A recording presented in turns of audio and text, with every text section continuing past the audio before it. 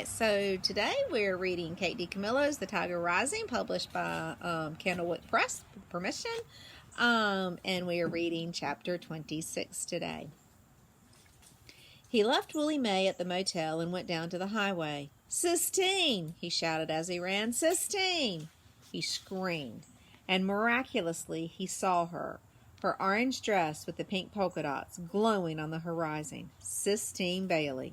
"Hey!" he shouted. "Sistine, I got something to tell you." "I'm not talking to you," she shouted back, but she stopped. She turned around. She put her hands on her hips.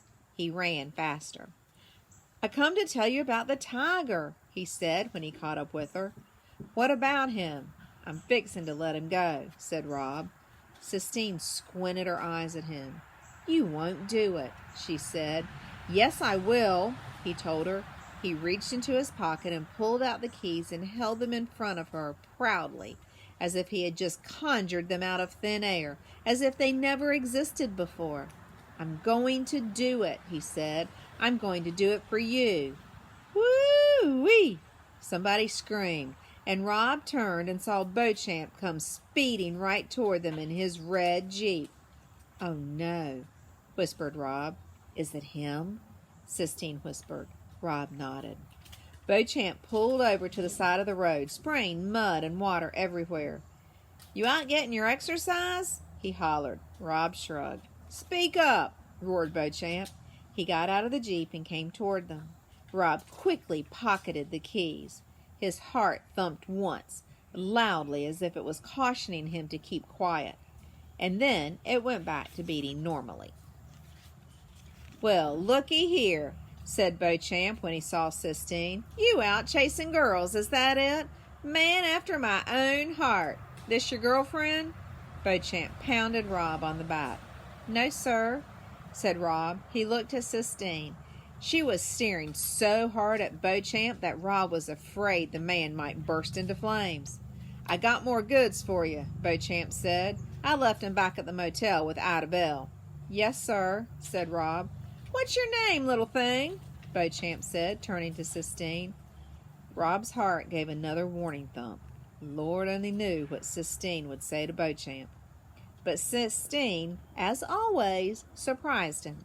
She smiled sweetly at Beauchamp. "Sissy," she said. "Well, that's pretty," said Beauchamp. "That's the kind of name worth running down the road after." He leaned over to Rob. "Remember what we got going. You're keeping your manly secrets, ain't you?" "Yes, sir," said Rob. Beauchamp winked. His toothpick wiggled. "I got me some business in town," he said. He squeezed Rob's shoulder hard and then took his hand away.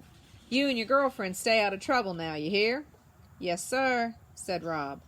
Beauchamp swaggered back to the Jeep, and Rob and Sistine stood together and watched him get in and roar down the highway.